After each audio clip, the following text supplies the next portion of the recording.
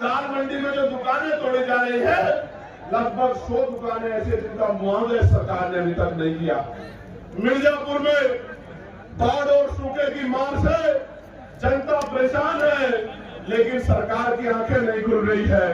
और गाजीपुर में गंगा कटान और बाढ़ की समस्या से किसान और आम आदमी परेशान है, उनको फसलों का दाम भी नहीं मिल रहा है और सरकार सोई बैठी है।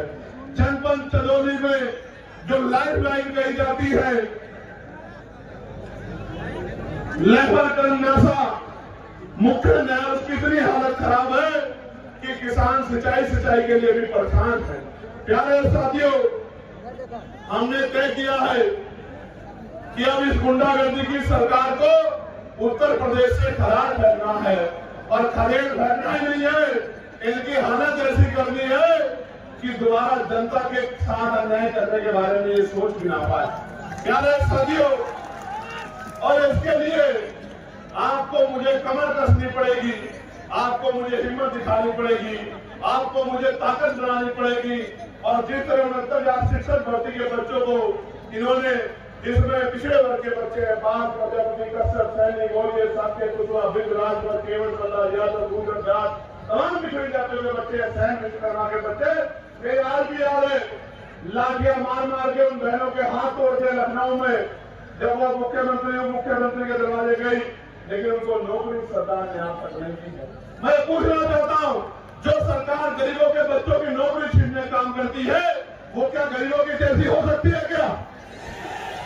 मैं आपको याद दिलाना चाहता हूं, कप्तान में क्या हुआ मेरठ में, आपने देखा था नहीं देखा था बताओ? जब मैं उस मां को न्याय दिलाने के लिए और अपनी बहन बेटी जिसको उठा ले गए थे गुंडे, उसको बरामद कराने के लिए दौड़ रहा सड़कों में, आपने देखा था नहीं देखा था? क्यों दौड़ना पड़ रहा था मुझे? क्योंकि ये सरकार हमारे बच्चों को न्याय नहीं दिलाना चाहती। और हालत ऐसी है कि मीडिया को भी नहीं, जो मीडिया जिसको लोकतंत्र का चौथा स्तंभ कहा जाता है, अघोषित इमरजेंसी चल रही है उत्तर प्रदेश में। हमारी मीडिया के भाइयों को भी पीड़ित परिवार से बात नहीं करने देते, उनके साथ भी गुंडागर्दी करते। ये हालत हो गया उत्तर प्रदेश में। अब दो ही रास्ते हैं, क्या तो हम इस गुलामी को सहे, या फिर हम इस गुलामी की बेड़ियों को जड़ से उखाड़ सके। आप बताओ तैयार हो या नहीं हो? बताओ बताओ तैयार हो या नहीं हो? वो जो ऊपर बैठे हाथ धो के बताओ तैयार हो या नहीं हो? वो जो वहां छत पर खड़े हुए हमसे पूछना चाहता हूं तैयार हो या नहीं होता?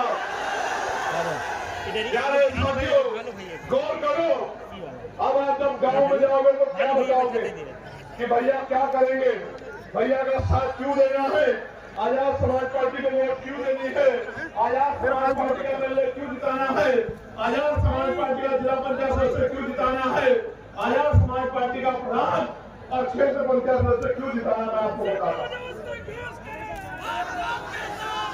मैं बताता हूं क्यों जिताना है।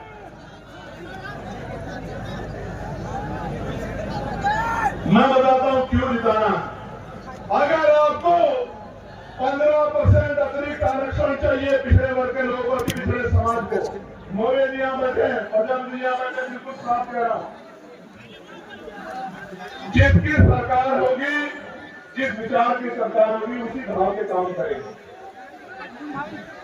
इस उत्तर प्रदेश में पिछड़े अति पिछड़े समाज की जब 1931 में जनगणना हुई तो 52% था, फिर उसके बाद 600-700 नई जातियां उसमें जोड़ दी गई। आज वो 70% के करीब रहता, 65% के करीब मिल क्या रहा है, 27% आज तक। वो भी मध्य प्रदेश में जहां 90% SC ओबीसी है, वहां मिल रहा है 14%, 13% आज तक भी नहीं दे रहे। यूजीसी का मामला सुप्रीम कोर्ट में जाता, मैं सम्मान करता हूं सुप्रीम कोर्ट का, लेकिन अगले रजिस्टर हो जाता है। लेकिन आपका मामला कई सालों से पड़ा, कोई पूछने वाला नहीं है। आज मैं ऐलान करके कह रहा हूं, आप जाके घर घर बताना, और क्योंकि हम लोग महापुरुषों को मानने वाले लोग हैं, हमारा संकल्प भी हमारी शक्ति है।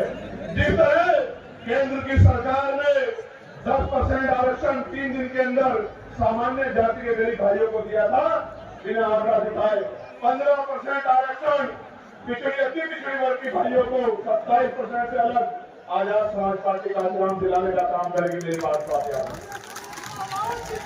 जो अति पिछड़ी जातियों में 100 नौकरी आएगी तो 15 नौकरी आपके परिवारों में उस तरह पहुंचेगी जिनमें आपके हिस्से को कोई दूसरा नहीं ले पाएगा, और बाकी आपकी हिम्मत पे है।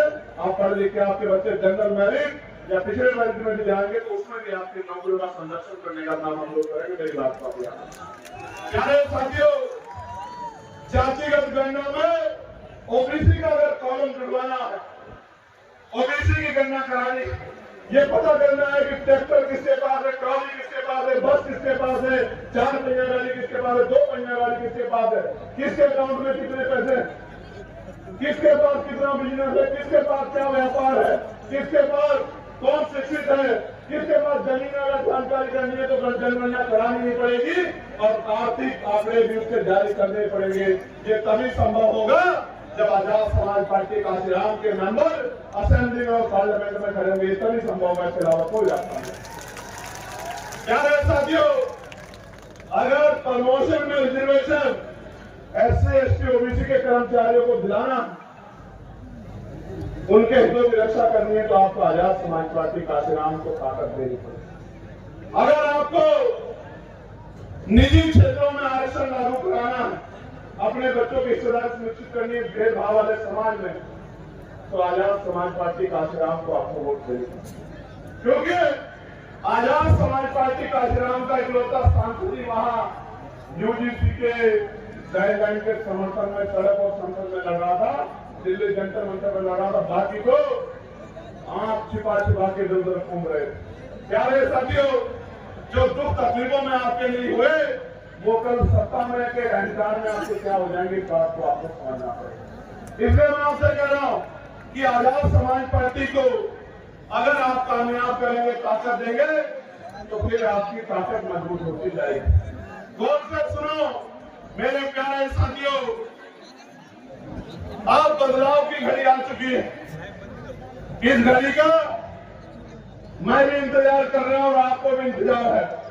आप जो इतना पैसा खर्च करके, समय खर्च करके इस कड़ाके की गर्मी में यहाँ डटे हुए हो, तो फिर आज यहाँ दिल पे ये संकल्प लेके जाओ, अपने दिल में दिमाग में बात मजबूत करके जाओ कि हमारे ऊपर जो जुल्म हुआ है, हमारे ऊपर जो अन्याय हुआ है, हमारे अधिकारों को जो लूटा गया है, हमें एक एक अधिकार छीन के लेना है और छीन के लेने के लिए हमें शक्ति बनानी है। और लोकतंत्र में शक्ति वो वोट में होती है। अपने वोट को मजबूत करना है, अपने बूथ को मजबूत करना है, अपने सत्य को मजबूत करना है। प्यारे साथियों, आज जनता की अदालत लगी है, जनता की अदालत, और जनता की अदालत में फैसला होना है और इसका मौका 2027 में आएगा। बेसब्री से इंतजार है मुझे कि आप अपनी गुलामी की बेड़ियां काटने के लिए किस तरह का प्रयास करोगे, ये बताने के लिए मैं आज आपके पास आया। प्यारे साथियों, मेरी बात पे गौर करो। कब तक बेबसी, लाचारी, गरीबी, बीमारी, परेशानियों की जिंदगी जियोगे?